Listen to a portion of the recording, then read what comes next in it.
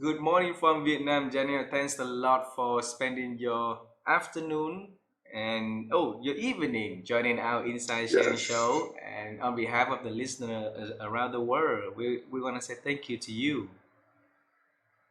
a pleasure. Thanks for having me. I really appreciate being here.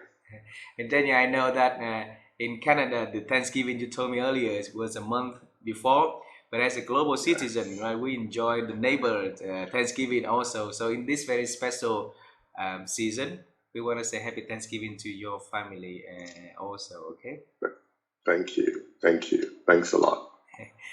And we're gonna examine your journey together in these sessions because we really admire you and the works that you do, the journey that you've been having, and Thank you. so this opportunity is when for us to travel time and enjoy the journey all over, right? Absolutely. Have you been to Vietnam before? I have actually. Oh, when was that? When was that? I've, I'm I've, excited. I've had the privilege of doing business in over 100 countries. I've physically visited over 100 countries. So, yep. So, was in Myanmar, was in Vietnam, with the neighboring countries. So, yep. My corporate life took me around the world, Wow. and yes, and so I've actually been to your city 3 times now. Wow. You met the the, team the, the here? last was I think about 5 years ago. Ah, So yeah, so wow. lovely. You So yeah, so I love the cuisine. I love the people. Great culture. Very open, engaging, and very smart yeah. group of people. They know what they want and are very social about getting it. So Mm, so it's not very different from the West, where it's a lot of individualism built into the capitalism culture. mm, But I found that in the East, and especially speaking specifically about Vietnam, there's a social context yeah. to what you do as a people. It's not just about one person, gung ho and all that. So I really appreciate that about the culture. Yeah, and that was why one of the main reasons that my wife and I decided to bring our children, back to Vietnam 12 years ago, and because we want them to, grow rooted in our culture a little bit, so when they grow Hmm. up, then they can travel the Hmm. world and do whatever they want to do. Right, Yeah. right, So 5 years right. already. It's good time to revisit when you have time. Yeah, absolutely. I look forward to it. Yeah. Definitely something I'd like to do again, for sure. So Daniel, you've been to our country, so you had a little understand about our culture, all right? In our culture, Right? it's very honored for our audience if we can have our speaker to share a little bit about uh, themselves. So, can you share a little bit about who you are and the works that you do, Daniel? Absolutely. So began my career after graduating college.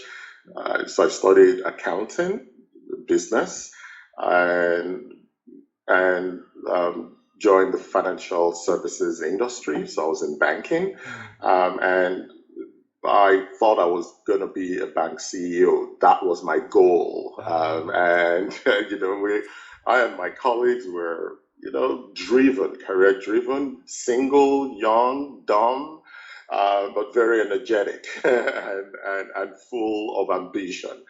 And I was, blasting through the hierarchy. Some years I would get a double promotion. Was really doing well, and it was in 1998, so about 7+ years after graduating college, Mm. my trajectory changed, and that was when I realized why I was on earth, and Oh. that is to help other people succeed in their leadership. Mm. So it's to help leaders become better versions of themselves. So it's not becoming a bank CEO, it's becoming the person a bank CEO would call Mm. when they want to upgrade their leadership capabilities. So Mm. that was my vision that I had from 1998. And from that year, everything that I did or chose not to do was based on that vision. And that's what I've been living since then. I've done a ton of so many jobs. I've been through several industries. My family and I, we've relocated 4 times across continents over those years, but it's all driven by that vision. So that path took us from Nigeria originally. So I'm originally from Nigeria. We relocated to Canada over 20 plus years ago, and began to build on that career. And I went through several industries. So I'm an SAP implementation consultant, began with that. And then through there, got into finance and the back office operations, and then rose to be a chief financial officer after 10 years. It took about a 10-year path. And then I crossed over to the front office, running to establish a business, running businesses as a general manager, leading teams across, sales, marketing, what we call consulting, finance, HR, across just country management and P&L management. And I did that and expanded that across 47 countries that I built from scratch. So a lot of people in corporate really don't build anything. They just take over, a running machine, and hopefully they don't run it into the ground. But I try to create something new. I try to be an entrepreneur within an organization. And that's what I did. And grew the organization, and then created a global business that I also led across 210 countries and territories, and which saw over 500 million people being brought within the business that I ran. So it was a very successful run for me. But as I was doing that, I was working on achieving this dream of helping leaders and becoming a leadership development consultant. But all through, I never stopped speaking at leadership events and leadership seminars. But I also became one of the most sought after spokespersons for the global organization that I worked for. So that was what I was, doing. And right in the middle of that, part of my vision was to also earn a doctorate, to do a research in the field of leadership. And that was what brought me to University of Manchester. At that time, it was rated #1 in Europe for PhDs, for doctoral studies. And even though I didn't go for the PhD because I wanted a doctorate that was more focused on application. And that was why I did the DBA. So I did the Doctor of Business Administration and specialized in the area of crisis leadership. So that was how I got into crisis leadership. And I got into it thinking, well, okay, it's one aspect of leadership that everybody should have competency in addition to others. But later I began to see that a crisis is not a department of leadership. It's actually a test of leadership. The crisis is actually what shows the quality of your leadership. So in other words, for you to be able to lead successfully in a crisis, it requires you to demonstrate all of the core competences of leadership together, simultaneously, juggling everything together and making sure you execute to the T, because a crisis is unforgiven in its approach. So that was what I did. It was a 5-year program. Defended my thesis on the 6th of December, 2019. And 25 days later, the mother of all crises was announced, COVID. So that was my path. And I launched my organization a month after, right in the throes of COVID. But the uptake has been phenomenal. And so part of the thesis development and thesis writing, it became obvious that I couldn't just publish my dissertation because of the sensitive information that my sample, who was made up of executives from various organizations, well-known organizations, that if anybody in their field read that thesis, they would know who I was talking to. They would know where that information came from. So the university agreed with me to embargo my publication. So it's embargoed, it would never be seen.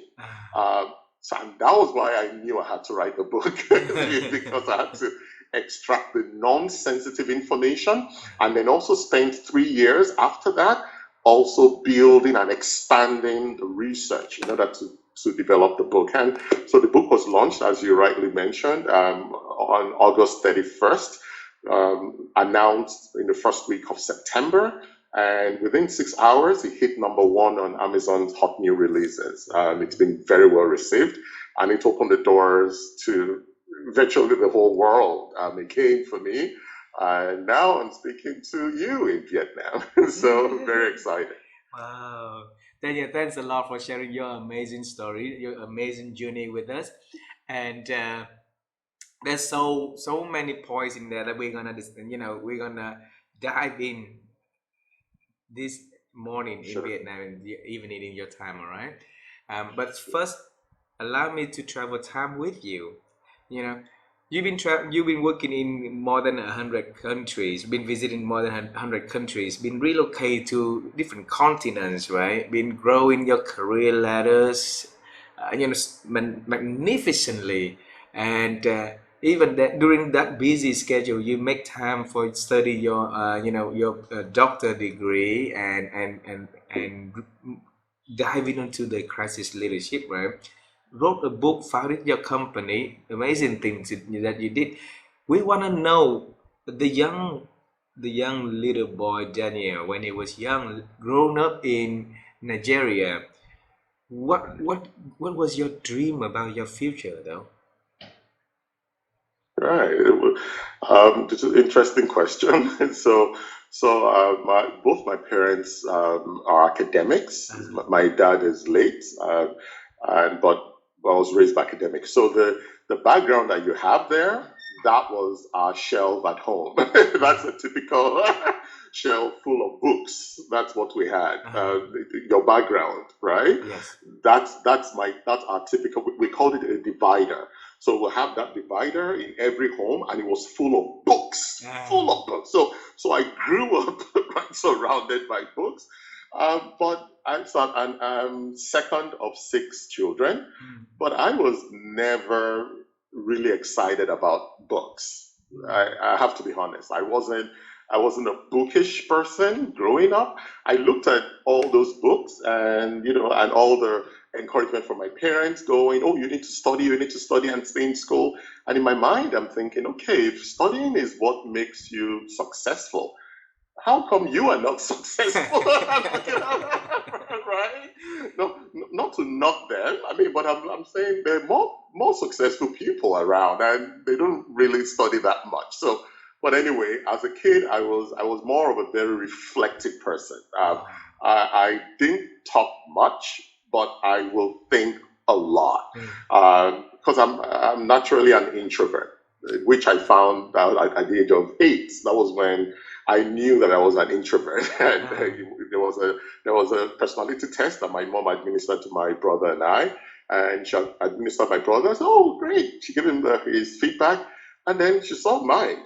Her voice dropped, and she was like, "Oh, you're an introvert." And I remember asking her, "Mom, is that a bad thing?" Because I saw the surprise and the tone of her voice, change. And she quickly, and she was, oh, no, no, no, it's good. There's nothing wrong with it. Da, da, da, da, da. But that was when I started knowing that, oh, there's a label to it. So I'm more of an internalization person. I internalize and I think through a lot. So in terms of what I wanted to be, I mean, a lot of my siblings, I mean, growing up in a family of 6 children, I being number 2, lots of ambitions everywhere. But for me, it started forming later in primary school and into high school. And that was when it started forming in my mind of being an architect. So I just love that concept, yes, of dreaming up a concept and then putting it together, beautifying it, and making somebody's dream come true. So that concept. And it came because I was reflecting. So, where did this come from? And it came from my own parents sharing, their plans to build a home. And I'll be like, so who drew this? And, oh, an architect did. So in my mind, I'm thinking, wow, this architect is fascinating, because I've been seeing all the all the designs and all that. So that was my ambition. I loved the creative part of things, and bringing something from nothing. Wow. That thought, was really exciting for me. So, but it was interesting at the point in high school where we had to choose. I remember a conversation with my mom, and even though she's an educationist, she just said, "Oh, you want to be an artist? So you want to be an architect? Really? How many people are building houses these days?" I remember that statement, and she was like, "What about accounting? You should look into accounting." And that's how I became an accountant. so so I got into university. My first year, instead of taking notes, I was busy drawing my professors. That was what I was doing because my mind was in the arts. But I found a way to bring both together, and make the finance numbers tell the story. Make the Beautiful. finance numbers create something out of nothing. Make finance drive strategy, drive the future of the organization. And I began to, be creative such that when I want to do a presentation, if I had 3 hours, I would spend maybe 15 minutes on the numbers and the remaining 2 hours, 45 minutes on the design of the slides, because I want it to resonate with the people. I want their minds to be captured. I want them to remember the stories that I would tell. So it's not about the numbers. It was never about the numbers. It's about the impact. So yeah, so that's me. That's what I wanted to be, and this is what I now do. So instead of being an architect, I now help people design their leadership career. Yep. So I'm an architect of leadership, if you put it that way now. So yeah, so that's my story. See how beautiful life go comes all in circle, right? Right, whatever Absolutely. you are doing now is an architect of the change. You help people to change and growing, and then mix the world of accounting, finance with the world of art, and help them to unveil and then become the better person, better leader. So amazing, and that Absolutely. also And just like an architect, Mm, you come up with a concept for them yeah. mutually. Together, you come up with a design. You do the work and do the design for them. But eventually, they have to get the contractors to build it for them. The architect does not do the building, right? The real work still has to be done. Yeah. So, and in the area of leadership development, that candidate needs to now put in the work Yeah. to feel out what has been designed, to feel out that developmental plan, and to bring it to fruition. Because at the end of the day, leadership development is very different from technical training. When I Ah, trained as an accountant, and by the way, when you were talking about my education, yeah, as you probably have seen in my profile, the doctorate was just the last thing I did mm, after my undergrad, and I did the certification to be a chartered accountant in Nigeria.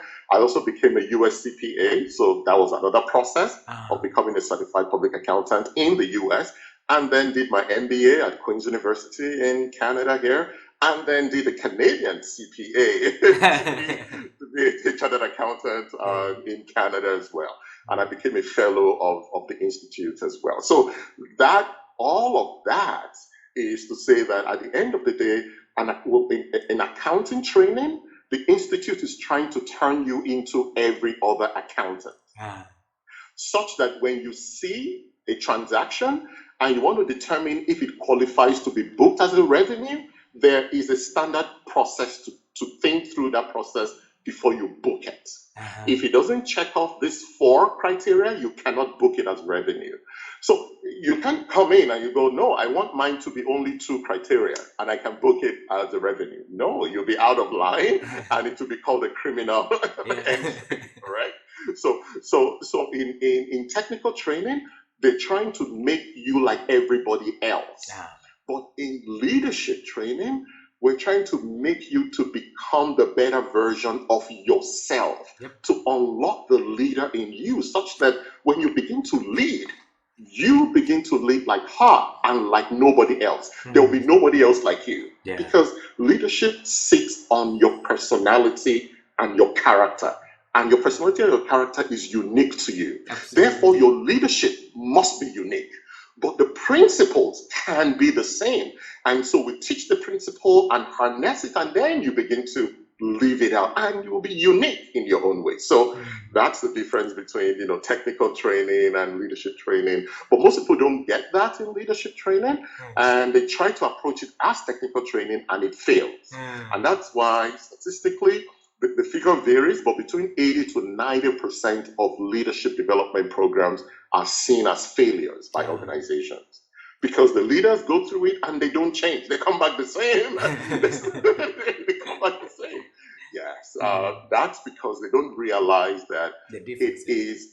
it's a personal journey. Yeah. It's very different from trying to learn a set of codes and then use it to do programming or coding or cybersecurity or engineering or accounting or marketing or HR. No, those are technical trainings.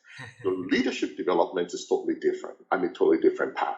So that's it. Absolutely. Thanks for sharing that. I want to ask about the question regarding to your childhood a little bit more. Okay. So Okay.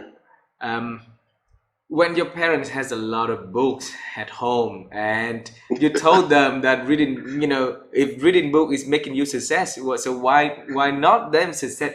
Did it give you any any issue, any troubles back then though? I was smart enough not to articulate that. I was smart enough not to verbalize it. I articulated it, but I didn't verbalize it. So I didn't say it. So that would definitely get me in trouble. But what my mom noticed was just that I wasn't like driven Oh, academically. I didn't really care. I would just do the barest minimum just to go by. That was it. But then something clicked for me later. It was towards the end of high school, and I just said, you know what? Let me just do this. Let me just make her happy. And I put in a little effort, and I saw the results. And I was like, huh. So there's a correlation, there's a cause and effect correlation here. So I know what levers to pull in order to see the results, right?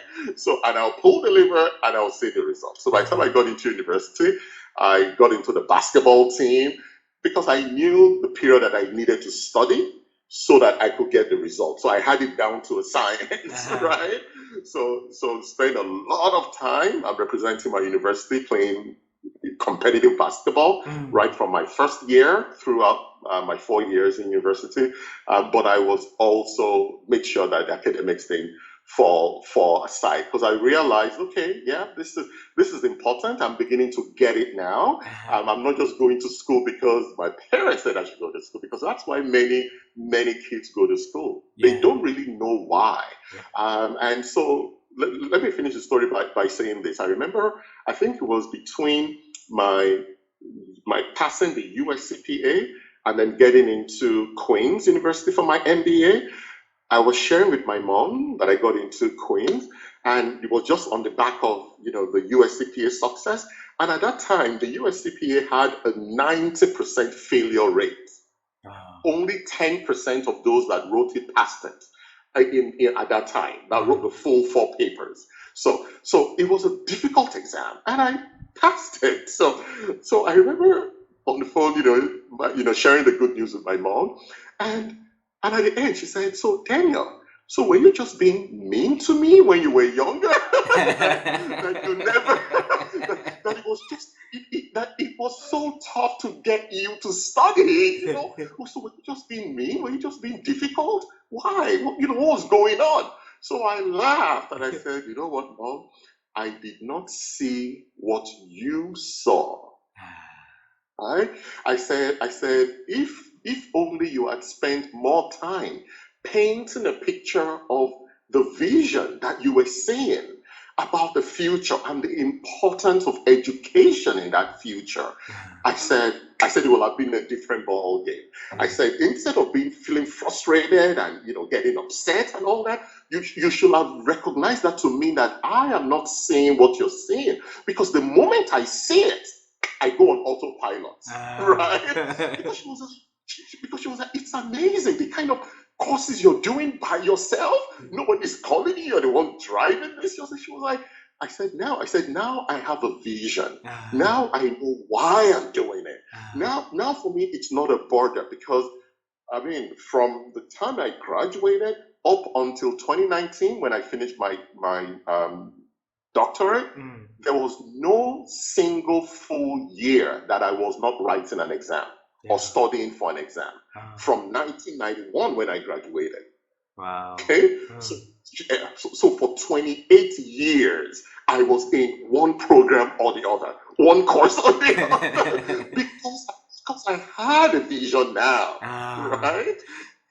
So and now I think I'm a bit like my mom, who she's 75, and the conversation we had a few weeks ago was, "Oh, Daniel, do you think I should go for another PhD? I'm feeling like doing another PhD."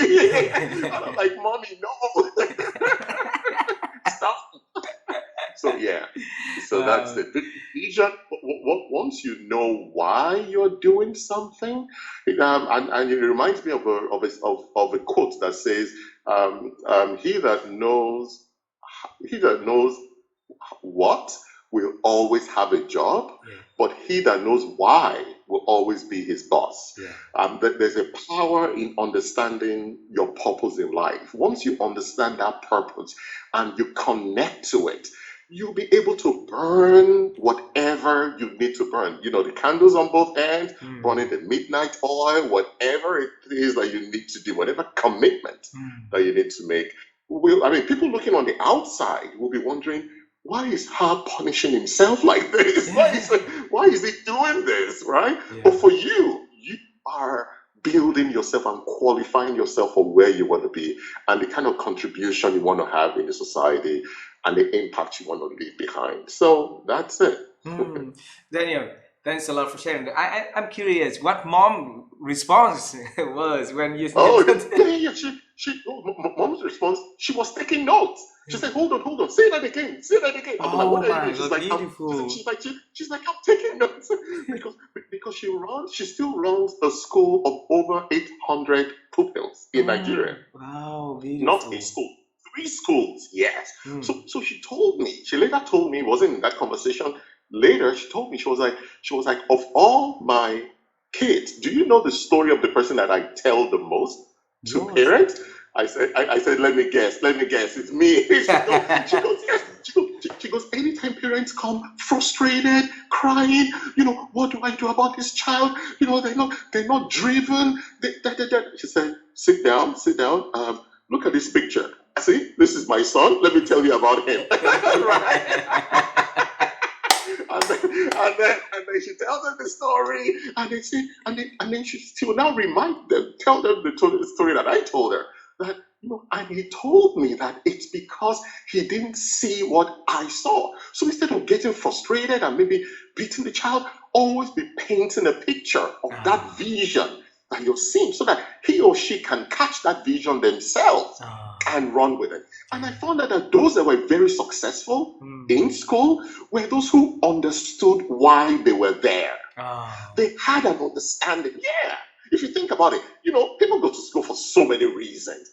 Majority of it is because you have to be out of the house. Everybody goes to school, or your parents are telling you to go to school. But for those that do very well, think back. They know why they're there. Yeah. They know why they need that education. And they put in the work.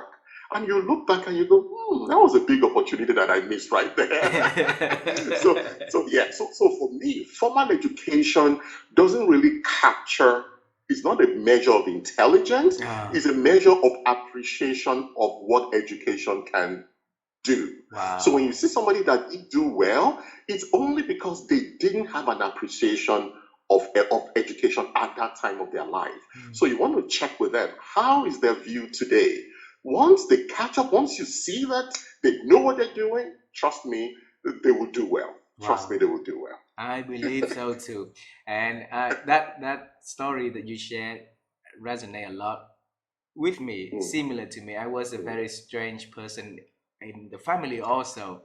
Gave my mom a lot of trouble during school time. And then when I went to the States, right, it took me like 3 years just to study English because I was so stupid, cannot speak the language, and I hid myself away from the community. So I stood within the Oh, community of Vietnamese and spoke the same language, right? So it cost a lot of right. money. But then, like when I realized, like you say, realized the importance of education and stuff. So university takes only 2.5 years, master takes only 1 year and a half, and then we're gonna go for the PhD degree, in the coming years. So and then my mom was like, okay, never complain anymore. He gets it now. He gets it. Yeah. That's it. That's Yeah, it. and I want to know a little bit further for my audience here also. So when you get out of the university and get into the business world, you were so ambitious to become a CEO of the bank, right? And Mm. in a family that nobody was working, for the bank, nobody was having that big, audacious, scary goal, like, why did you have that goal running in your veins back then, Daniel? Right. I believe a lot in intuition. So I know that there is a process of inductive thinking. There's a process for deductive thinking, and I practice both. Mm. But I also believe that there's a process for intuition where you just have a gut feel about Ah. something.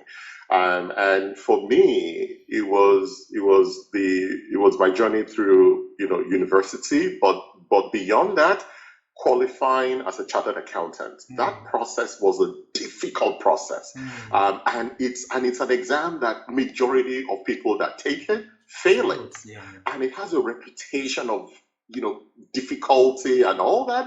And I went through it while working full time, Mm.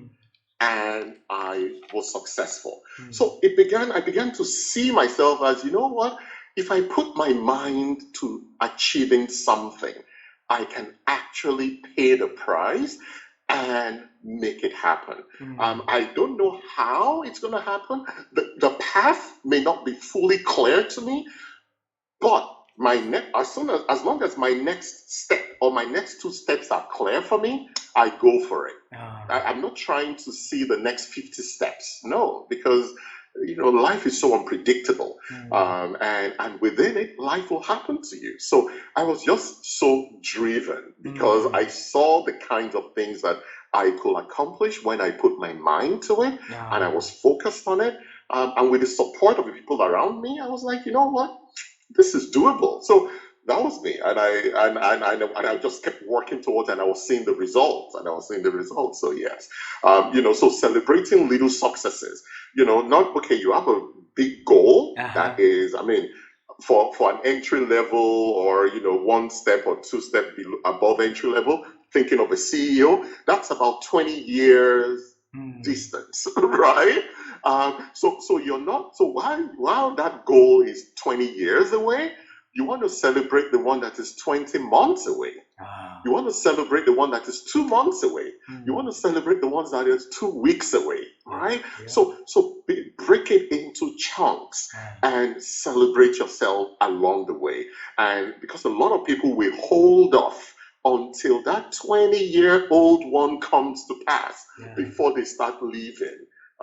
No, that's not how it should be. What I found about driving vision is that the journey is as important as the vision itself, Ah. if not even more important. Absolutely. So for me, it's more about the journey. Wow. Then I'll bring you to the 24 years ago, 1998. Okay, All right. you're right. So 7 years after you get into the corporate world, that is the Right, change in time in you. And you said right, that that's when you found your purpose, you found your mission, right. right? Tell us what happened to that Daniel at the 1998. Okay, I'll give you the short version of it. So very quickly, I and three other people, so four of us in the bank, were sent on a course in a prestigious organization to attend a course on negotiation skills. Big deal, 2 day course or thereabout. Came back, didn't think anything of it until I got a call from the head of HR, who is my colleague. We're on the same level, or yeah, thereabout, or maybe I was senior. I'm not sure, but we were colleagues because I remember I was heading Unit One at a particular location, and she was heading Unit Two right beside me, and we were colleagues for years until she got moved to the head office to be head of HR. So she called me and she was like, "Oh, that course that you attended. I want you and somebody else that attended with you to create an in-house program and train others within the bank, right? You know, good idea." But I was like, stop there. I don't do public speaking. I'm like, I don't do training. I don't do public speaking. Scratch my name. I said, four of us attended. One person already said yes. I'm telling you no. You have two other people to go with, right? So go to them, scratch me off your list. Oh, Daniel, you would do well. I'm like, no, I know I wouldn't do well. So I started deploying the principles of principled negotiation, which was what I just learned, right? So the area of principled negotiation, I began to use those principles with her. And I said, no, no, no, I know I wouldn't do well. I have 27 years experience to tell me that I'm not going to do well, right? At that time, it was a fiasco. I had a long history of anything that had to do with public speaking in school. I would fail it. No matter how small or how large it was, I would fail it. And she was like, "Oh, he said, but you have a great voice." I said, "The thing is, the voice won't come out." I said, "That's the problem." I learned that the longest distance in the world is between the brain and the tongue. So I tried to get out of it. She insisted. Okay, then I left principled negotiation because I was feeling very desperate, and I moved into another area of negotiation which we're not supposed to do, which is the soft negotiation. So I began to beg. I said, "Please, please, please take my name off this. I don't want my career to blow up." I began to make passionate plea. She said, "No, but you're going to do well." I said, "Okay, principled negotiation didn't work. Soft negotiation is not working. I need to use the hard negotiation now." I'm like, "You know what? I'm not doing this." And I slammed the phone on her. And, I was irate. And I said, "Okay, you know what? She's going to be mad at me, but she will get over it. But at least I dodged the bullets." Right? So I carried on thinking that it was sorted, only for her to call me a few weeks later. And she goes, "Oh, that training I mentioned, the CEO has approved your name for it." I was like, "You told the CEO after I told you no?" And I was like, "For real?" To cut a long story short, I sat down there. My whole life was flashing before my eyes. And all of a sudden, this is where the intuition came in. It was as if somebody was speaking to me and said, "But you can use that computer that has just been installed in the branch, just installed just a few months, and you can use it to research how to speak." I was like, "Really?" Because all we did with that computer was to look for our friends all over the world. That was what we're using the computer for. And the interesting thing, there was no Google at that time to tell you how revolutionary this was, the thinking, the intuition was. So I was like, "Really?" So I went online at the end of the day and I put in the search criteria. Then it was Ask Jeeves. So there was Ask Jeeves, there was Excite, and there was Yahoo. I really like Excite. So I went into excite.co.uk, and searched, and I started seeing materials on public speaking. And then for the first time, it dawned on me that nobody is born a great speaker. Every great speaker learned great speaking. Now, there are people who are confident, who are not shy about public speaking, but confidence does not equate competence in public speaking. So there's so many confident speakers, but they are not competent speakers because they never took time to learn. So I was like a kid in a candy store. I was like, "Oh my God!" I started preaching. So every day for about 21 days before the program, I was on the internet working from like 6:30 to 12 midnight every day, just practicing and practicing. Little did I know that in those 21 days, I'd become a totally different person. Wow. Totally different person. By the time I did my session, it was the best the bank had seen. In fact, I remember on the feedback form, one of them said, if I didn't know how successful you were in banking, I would have said you were in the wrong profession. So, and then the head of HR was saying, I told you we're going to be good. I said, if only you know what I went through in the past 3 months, 3 weeks, right, to prepare for this. Wow, So beautiful. it became, and that was how the news started going around the bank, and the CEO, after many iterations, said, you know what, forget about negotiation skills. There's another skill that I see in you. And then he bought me this book. So this book, I'm going to lift it up so your audience can read it. It's called Between. Between One and Many, The Wow. Art and Science of Public Speaking. It's a 400-page book by two academics, two experts in communication. And then he also put me a VHS tape and he said, read this book, watch this VHS tape, and develop a whole day training on public speaking and effective presentation Wow. because I want everybody in the bank to be able to speak like you. Can you imagine? Can you imagine? from being, somebody who feared public speaking. I dreaded it for years, for decades. And now, within 3 weeks, I was able to. So I'm a big believer in the plasticity, the theory of plasticity of the brain. That is, there's nothing really fixed. You can unlearn. You can learn new things and you can relearn. Yeah. It's possible. We are the ones that limit ourselves to think we cannot do these things. And the moment you say you cannot, your brain says amen to that, and that's the end of it. Yeah. Okay? But the moment you go, I can, your brain says amen to that and it gets to work. Right? Yeah. So that was it. So that was how, and that was when I realized these people that I'm speaking to, highly intelligent people that I'm training, highly intelligent, best in their university. And I was like, hold on, these are great bankers. I'm like, there's something different here. These guys are good technically. So as bankers, as accountants, as HR, as whatever, they're very good. But technical capability is different from managerial capability. Yeah. That's where negotiation still comes in. But it's also different from leadership capability. And the ability to communicate is part of leadership qualities, right? So I was like, hey, while we go to school, the 12 years and then university and it's all focused on the technical training. If you do an MBA, yep, you get a glimpse of management capability, but nobody really focuses on the leadership. Once you're good technically, congratulations, you are now the head of the team. You are now a manager. They just thrust you into a leadership role without leadership training and coaching and resources. So I began to see this is an area where there's a huge gap, and I wanted to fill it. So I took time off, about 3 months. Not time off work. I just meant, in my spare time, right? I was developing a strategy for this leadership. And I looked at the 30 most successful leaders at that time, and they fell into 3 categories. I put them into 3 categories. The first one I called compelling. The second I called credibility.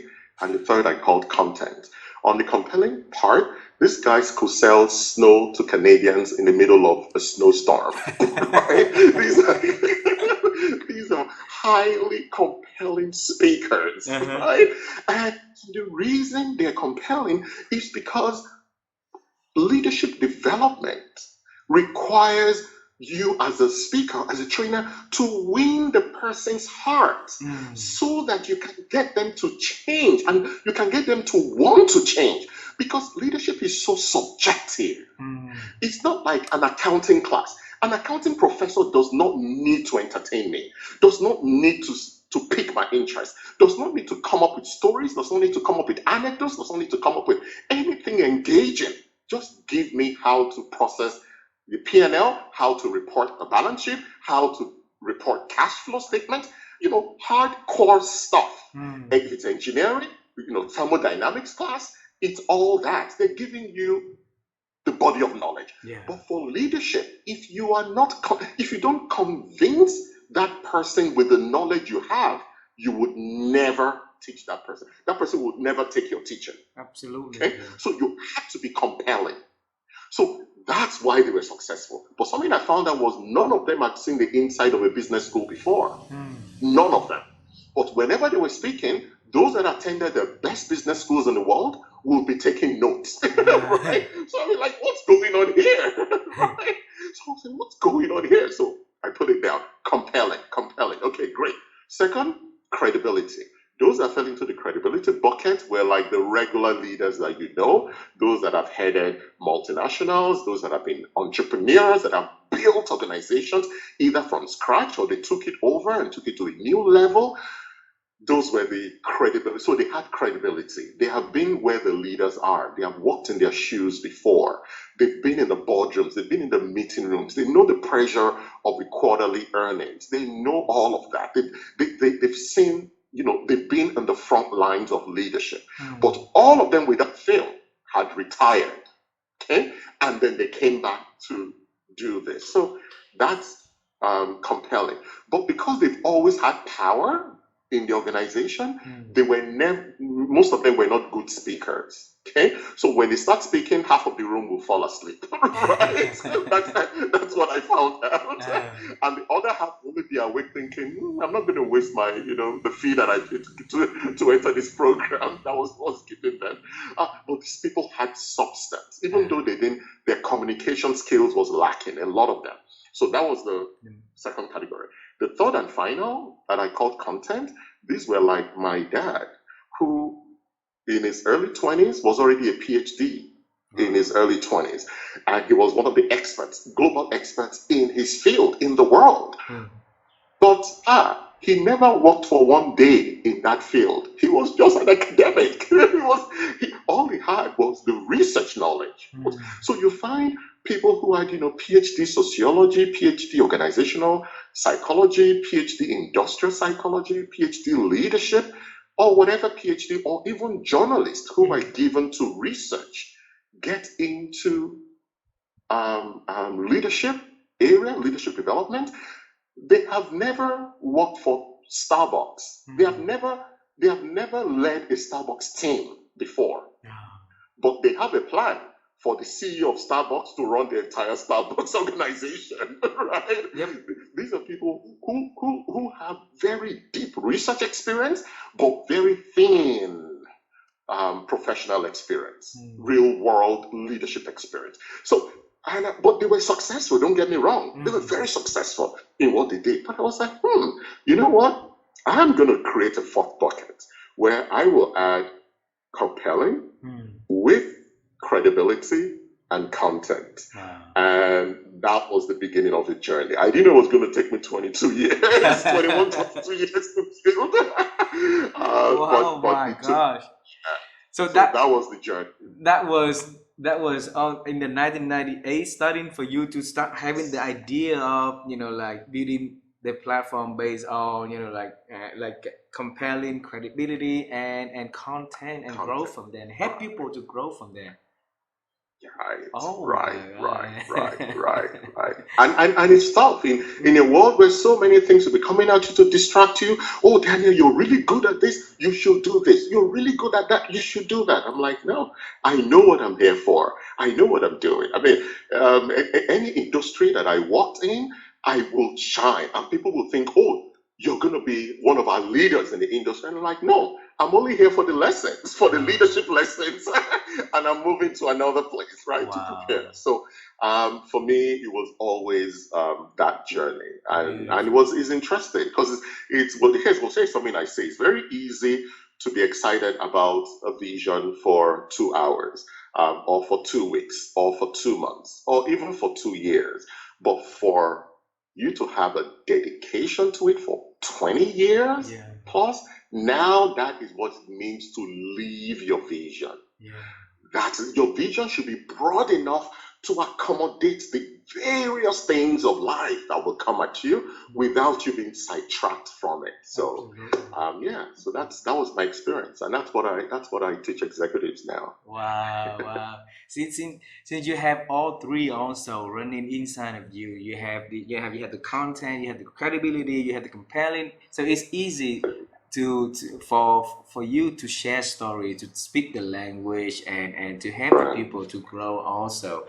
Um, I want to congratulate you for two other things, all right? And Daniel, Thank you. so we have a lot of executive friends. By the time that they retire, there's two things Right. that commonly regret. One is starting their company earlier. Second was writing a Right. book and share their stories. You did both. You've been doing both successfully. Tell me, how did because the thesis was embargo, right? So you cannot share Right. the thesis, but you decided to Right. share that stories by writing a book, and then writing Right. is something totally different, also a different field. So how did you ended up writing the book, The Pragmatic Optimist: Six Proven Strategies for Leading During a Crisis, right? And Right. quickly Right. make it ranking, become one of the top in Amazon for new releases. What Hmm. happened? What? Right. So I learned very early from my parents, specifically my mom, the power of industry, Hmm. the power of work ethics, of having a strong work ethics. As long as ever known my mom, she's always had two jobs. Yeah. She's minimum of two jobs. And so hard work is required when you have a vision. Wow. And the difference between talent and skill is hard work. Talent is just natural. That's what you have. That's natural. Turning it into a skill requires work. So I've always, so whenever there is a goal, an objective, a vision, a strategy, whatever it is you want to call it, the next question you should be asking yourself is, what is the price that I have to pay? Mm. Because there's always a price to pay. Yeah. And before you even start, you need to sit down and go, can I pay this price? Here's what's going to take. Now, what I would do is, what is the benchmark? Okay. And they will go, oh, it's about 40 hours a week that you need to put in. I go, okay, I will usually add about 20% more, Yeah. right? 20 to 25% more. And I go, can I do that based on what I'm doing right now? For example, by the time I was doing the doctorate, I was running the 47 countries that I was talking about, and I was also running a global business across 210 countries and territories. Mm. So I was on over 95 flights a year. And it was in the middle of that I said, it's time to work on the content part of the three C's, Uh, right? Because I had been doing the analysis 4 years before, but I'd not taken the decision. I was like, I would never be less busy. No, mm. you have to create time for what is important to you. So that Beautiful. was it. I just said, you know what? Once I pull this trigger, I know myself, I will not want to fail. And they will tell you, research shows that only 50% of those that start a doctorate program finish it within even an extended period of time. Mm. Only 50%. Can you imagine? For people who have very great academic credentials. And that's because in life, success in life is like success in a doctorate program. It's Mm. not about how smart you are. It's about how hard are you willing to work for what you believe in. Yeah. Okay, It's so I'm a big amazing. believer in throwing yourself at what you're doing. So 15, 16 hour days for me, that's natural for me. Uh-huh. But when I was leading, I never demanded that from my team. Never. Uh-huh. Unlike Elon Musk, right? Asking people to sign up for 16 hours. You don't ask. In fact, the moment you start asking for that, you know that you have failed as a leader. Uh-huh. Give them a reason. You show them the future. Mm. Remember what I told you, what I said to my mom? You show them what is possible, Mm. and then leave the rest to them. So what I do is just to share the vision with my teams and get them excited with the vision that is driving me. And before I know it, they are outworking me, right? Before I know it, they are outthinking me. Before I know it, they're coming up with ideas that I would never even come up with. So, but if you always think that you have to be the sharpest knife in the drawer, the brightest lights on the Christmas tree, oh, you're a loser. You just don't know it yet. You're a loser. So that's it. That's how to turn your dream into a reality. Ask for the price that needs to pay that comes with it. Every dream comes with a price tag. Wow. Every dream comes with a price tag. You ask for the price, then you add 20 to 30% more on top of that price. That's it. That's it. So you can imagine my shock when I got into the NBA and they broke us up into groups and they're like, okay, this group is what you're going to be with for the rest of the year. And then they were like, okay, so everybody, you're going to come together and you're going to determine, part of the forming of the group is to determine what grade are we going to work towards. Because a lot of the work is, teamwork, combined work, about 50% of it. So it's important. So, but everybody, you need to determine B is the minimum. Okay? So are you going to work towards an A as a team, or are you going to work towards a B? So we got into the group and we didn't know each other. That was our first time coming together. But I was flabbergasted when we all went around the room and we're like, oh, B is okay for me. B is okay for me. I was like, who are these people? Why would you want a minimum? Why would you want so when it got to me, I was like, I think we should strive for an A. And they were like, no, I'm not here for that. And I began to see that people have different worldviews completely.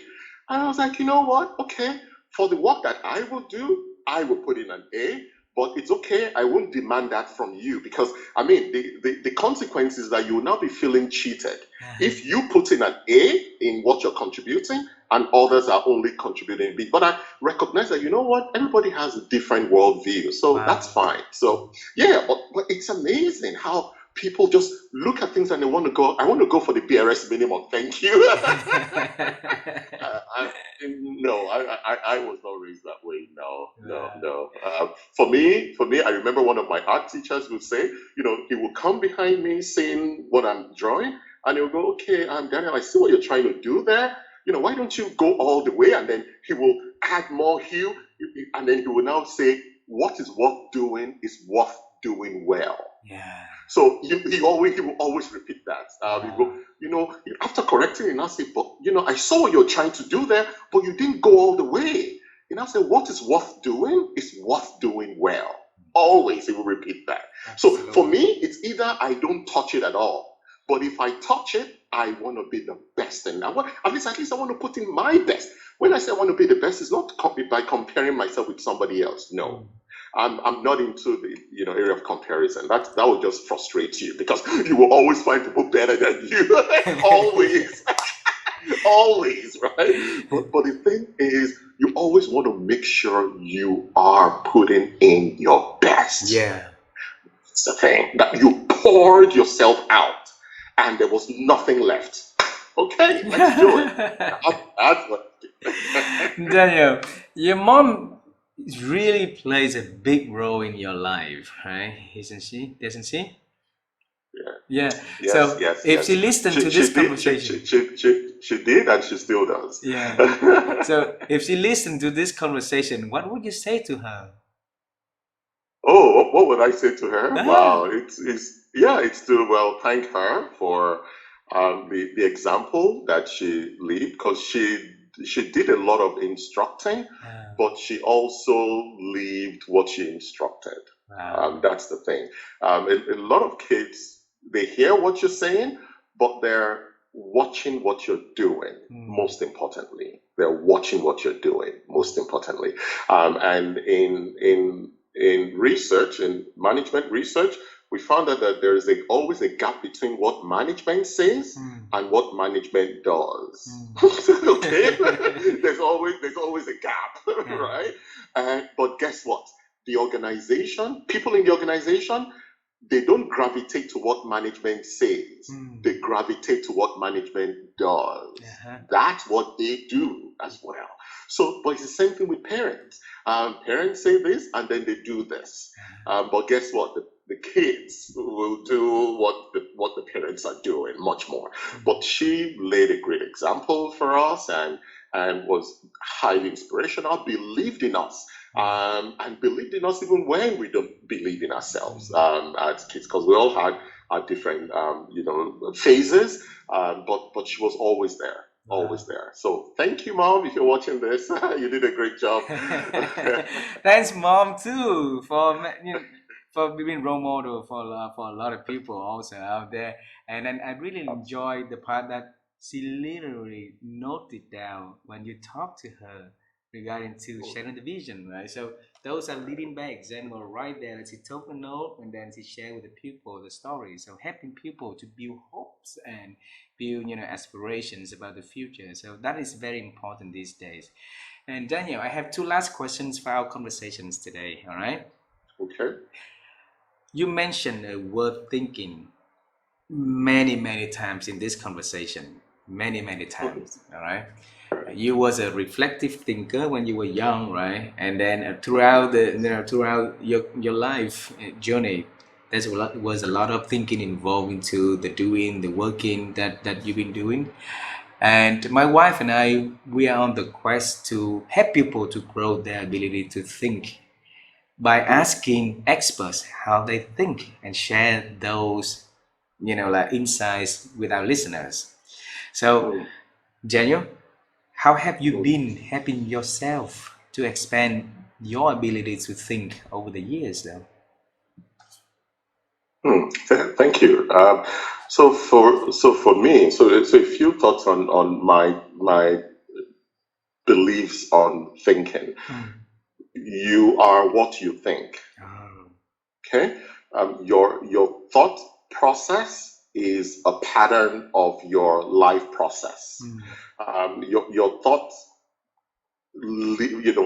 develops into your life and bleeds into your life. You can never rise above your thinking. Okay, so if you want to go higher, then you need a higher level of thinking to Hmm. go with it. Hmm. If you want your position to change, then you need to start changing your thinking. Hmm. I also believe in the quote that says that your words, that words are thoughts with skin on it. Okay, so your words are thoughts but with skin. So your words put skin on your own thoughts. Hmm. And in other words, when I listen to people, I am also listening to their thinking pattern. Hmm. I'm also learning how they are thinking. And I'm also learning how not to think based on what I'm hearing, or I'm also learning how to think. And so many people, I tell them this, and it usually surprises them when I go, I love how you think. And they'll go, how did you come up with that? And I'll give the example. You said this, you said this, you said this. I love the way you process that. So we process information a lot, but our words betray our thinking patterns. Hmm. So if you listen to somebody enough, you would know the kind of person they are, Yeah. because it reveals their thought pattern, and your thought pattern reveals who you are. Hmm. Simple as that. So those are my beliefs in it. Then, in terms of my thinking and how I go about it, I believe that it is important for people to take time out to reflect, Hmm. and for different people, come up with different areas for that to happen. For some, they need a lot of stimulation. So they need to be at the ball game, they need to be with friends and boisterous environments, and that's where they think. That works. For some of us, we need quiet, Hmm. right? A walk in the woods, or just being a part of the house and being able to reflect on the day, reflect on what you're planning to do, reflect on your vision, reflect on some relationships that you've had, and thinking about things and how to improve it. Mm. So the deductive thinking process, the inductive process, going from specifics and then going to generalizations, Mm. or then going from generalizations and trying to come up with a theory behind it. All of those are important, but most importantly is to challenge ourselves to see wonder Mm. in the world. In virtually everybody that you're relating with, there is something to learn. Yeah. There's something to learn from everyone. And so I'm watching a TV program and I hear something and I'm going, oh, oh, oh, oh, oh. And I'll just, pull out my phone. It used to be my notebook. So this was my leadership notebook, 20-year-old that I carried with me everywhere. But now it's moved on to a digital device. So I put it there, and then I go into the story and then I research. And I go, what is the thinking behind this? I want to Ah. understand the thinking behind this. Also, even thinking behind words. So when I come across a word like crisis, for example, I begin to go into the etymology of it. What is the thinking behind the word? Because, Mm. like I said, words are only the skin Mm. for thoughts. So when you hear a word, there is a thinking that is behind that word, Mm. and that is etymology. Wow. Right? So it's called etymology. So I will go into the etymology of the word, and I went into the etymology of crisis, and I found out that crisis, the origin of it is from the Greek word crisis with a K. Mm. And if you drill deeper, the root word means to decide. Actually, it's from krinos, and krinos means I decide, Mm. I choose. So crisis is a point of decision making. Mm. But guess when leaders are least likely to make decisions? Mm. In a crisis, Wow. right? They don't want to make a decision because they're scared of what could happen. So, whereas the crisis is a point of decision making, Mm. decision making, like I tell leaders, is the most important thing you can do in a crisis. Yeah. But before you make that decision, you need to think through it and think clearly, because a crisis is like a fog. It fogs up your mind, it fogs up your thinking.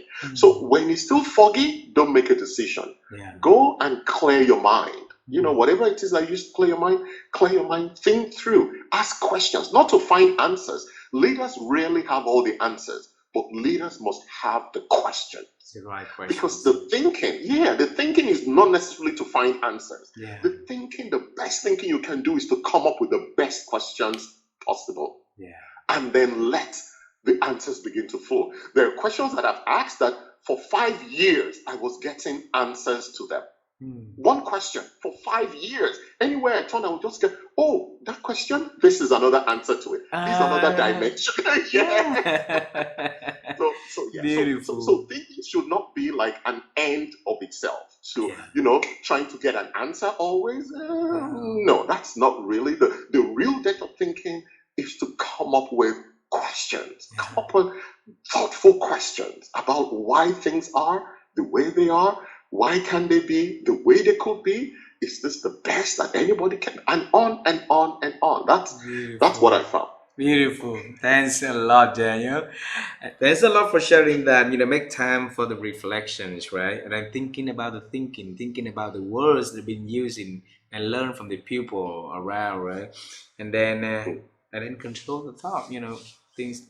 Thanks for sharing that. The last questions is about the future. So we knew, how problem you were giving to mom back then when you were in, and like it's just because of the lack of vision is built for you, right? And then you start to go into life. 1998, found your three C's, and then that become a purpose driven of everything that you've been doing over that 24 years from then, and moving forward to the future too. You very success in the career, wrote a book to help people, and then found your company that can help to transform the three C's for the leaders to bring them to the next level. So let's go to the future. What is that exciting that Daniel is working on, and he wants to share with us so that we can celebrate with him in advance. Great. I'm actually just in, even though it's 24 years now, but I feel that I'm just at the early stages of actualizing my vision. Mm. The book is a big step in that direction, and it's doing what I expected it to do, which is to open doors and for people to get intrigued and they go, you know what, talk to me about this. If you feel so strongly about writing a book about it and doing 8 years of research, 5 years doctoral study and 3 years postdoctoral study, there must be something in this. And I'm very passionate about this area of leadership because as you can look around us, Mm. there is a leadership crisis around us. There is a lack of leadership. You have leaders on one end, demanding 16-hour days and demanding hardcore from their people, when in reality, the outcome of engaged people is hardcore. It's an outcome. You don't demand what you're supposed to earn. You do your part as a leader, Ah. and the response will come with it, undoubtedly. So you have that on the other end, and then you have leaders who are non-starters, who are just looking out for themselves, Mm. who never grew out of the individual contributor role that they had before they became leaders. Mm. Because as an individual contributor, all you were thinking of is yourself.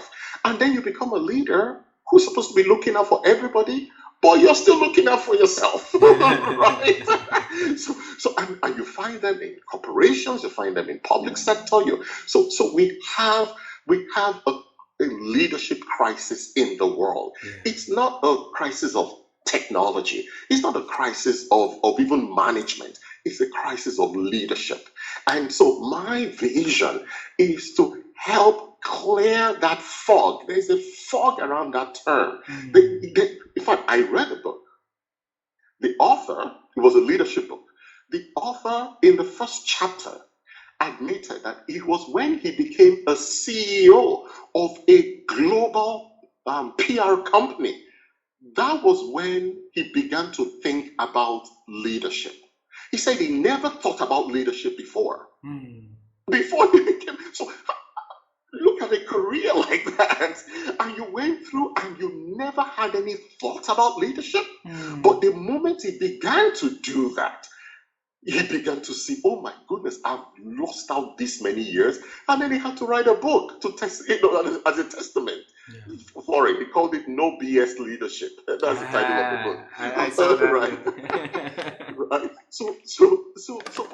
that is the truth of so many people, because leadership actually has nothing to do with your position. Mm. Leadership has everything to do with your disposition. Mm. It's your view of life. It's your view of interpersonal relationship.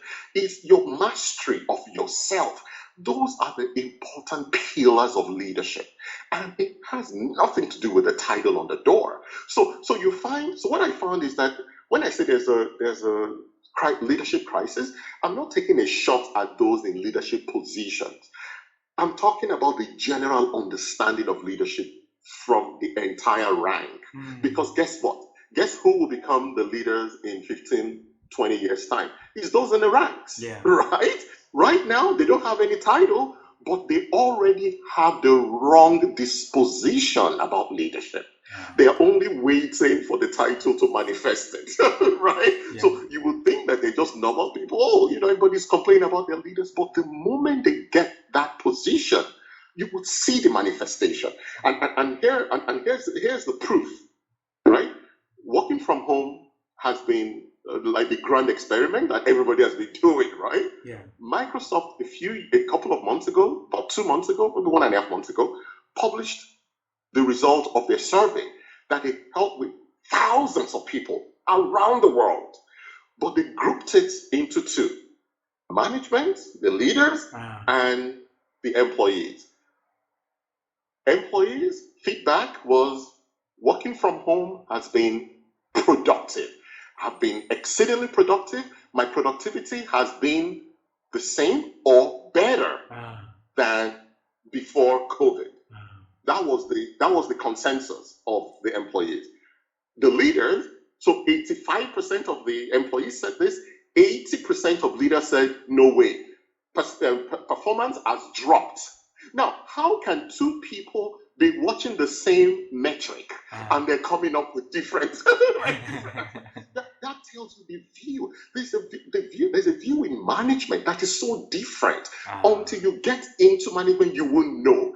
And then you will think that you have all the right answers, but if you are not grounded in leadership, when you get into management, you will just flow with management because it's a totally different view. It's about the power, it's about yourself, it's about looking for how much benefit you can squeeze out of the organization for yourself.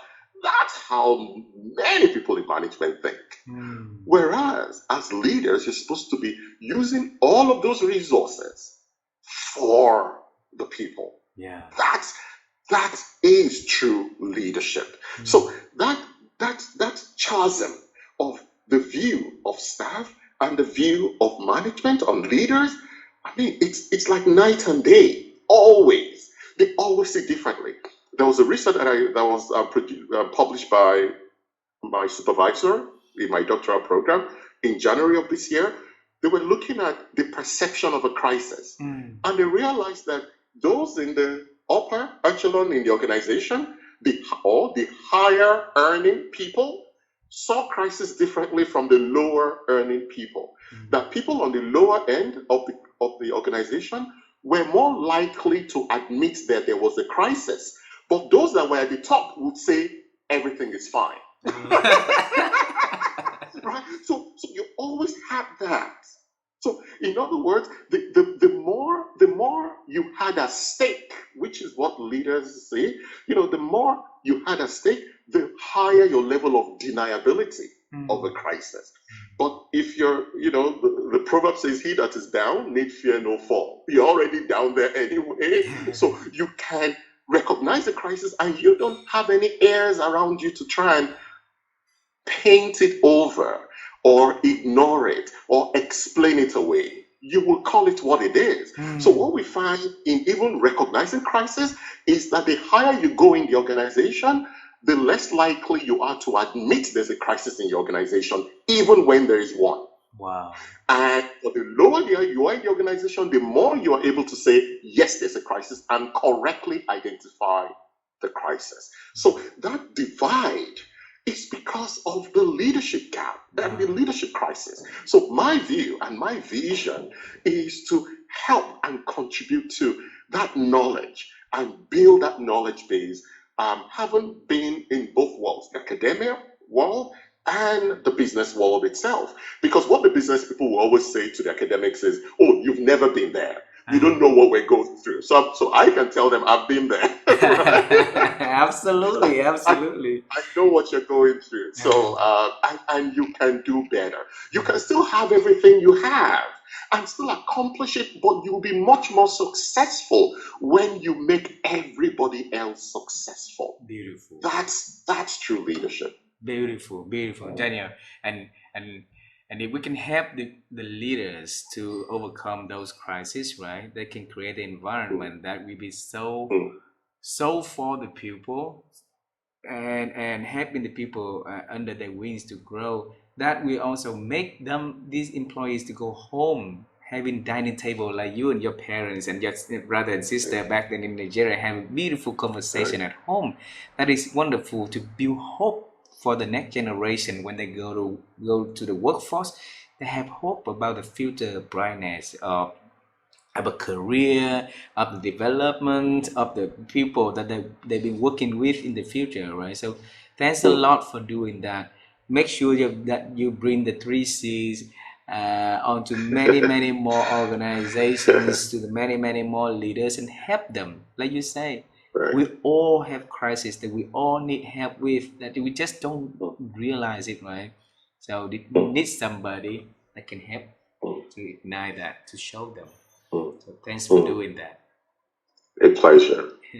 And I want to say one last thing is I really appreciate you spending your evening and I joining appreciate it. out of very generosity of you to share your amazing stories with our audience. I wish you well. I wish you all the best. Thank you. And I hope to Thank see you. you one day in person again. It's been 5 years you're not back in Vietnam, all right? Thank you. Yeah, yeah. I'm due for another visit. Yeah, absolutely. Thank you. Thanks, my friend. Thanks. Yeah. Thanks for having me. We really appreciate it. It was great talking to you and very insightful questions. Thank you. Thank you very much. Have a wonderful All evening. right. Say hello to your All loved right. ones for us. Thank you. Will do. And then tell mom that we love her too. Thank you. Thank you. Thank Thank you, you. Dan.